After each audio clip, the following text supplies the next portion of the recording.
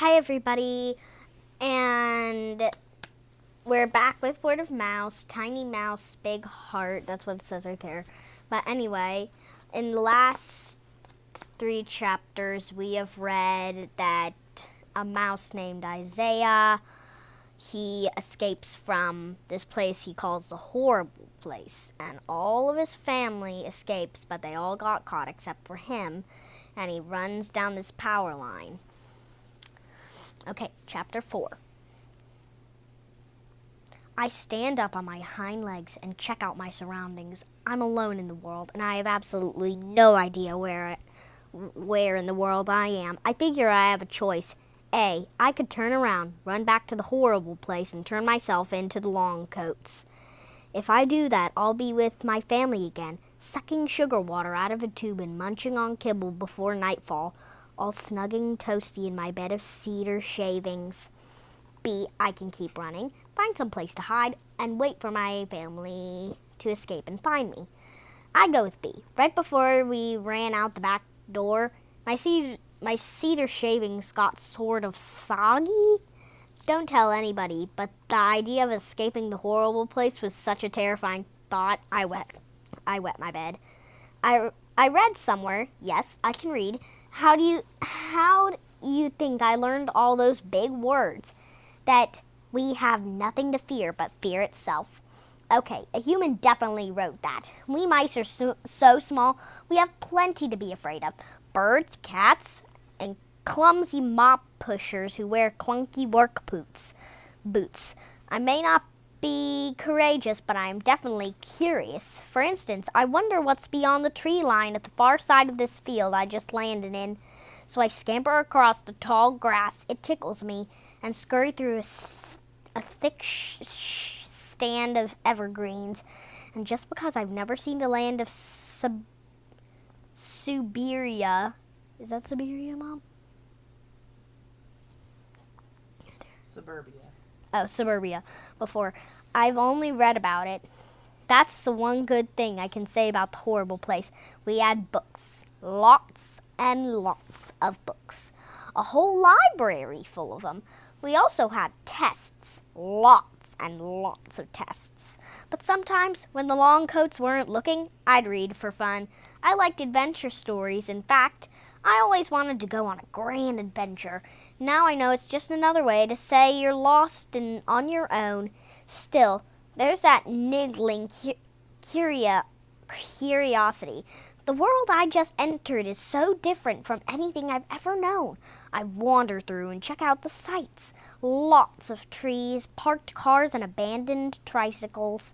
I stick pretty close to the curbs and gutters, just in case I have to make another emergency storm drain exit. Some of the big windows in the giant human houses have cats in them. I know they know I'm out here. Cats are clever, especially when they're hungry. Speaking of which, after all of my running and jumping and trembling with fear, the sugar water I gulped down for breakfast, I was nervous to even look at my kibble. I was totally evaporated. I started nosing around for something to eat, and I'm not too picky for particular. Did you know that the word mouse supposedly came from the Sanskrit word mus, which means thief? Now, I don't typically think of myself as a thief. I've never taken anything that wasn't freely given to me. I never had to. But scurrying through Suburbia, a stranger in this strange land, I realize I might not have much of a choice. No long coat is going to come along and toss me my daily scoop of crunchy kibble. Unfortunately, a lot of these human homes have large wheeled bins parked in the grass just above the curb, and they are very fragrant. I sniff the air at the base of one of these tall plastic towers. I can't believe my luck. It's a rolling silo stuffed with slightly used food.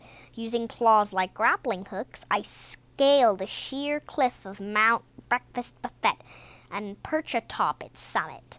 One of the white plastic bags stuffed inside the enormous bin is open at the top.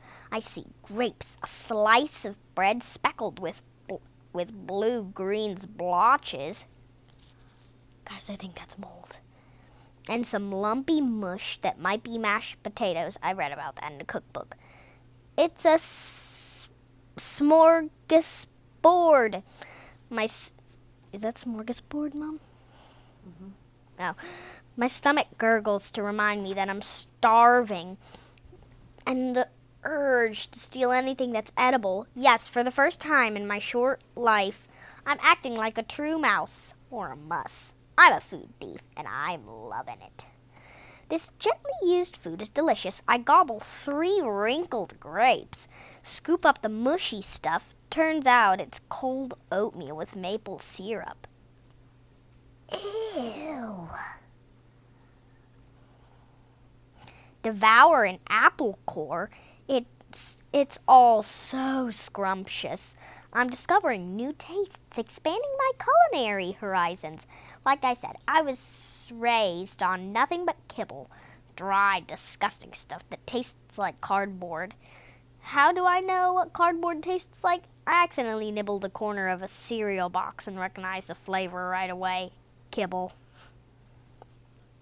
They must put cardboard in his kibble. I'm so glad I didn't turn tail and head back to the horrible place. This new world is much more delicious. I lean back on my soft bread bed to savor yet another wrinkled grape when I feel something nudge my food tower. Something big. I peek over the edge. Yipes! It's a rat! Okay, guys. That's chapter 5, and this book only has, and I'm only going to be reading 4 in this video. So make sure to click the subscribe button and the notification button. That way you know when a new video is uploaded. Bye, guys.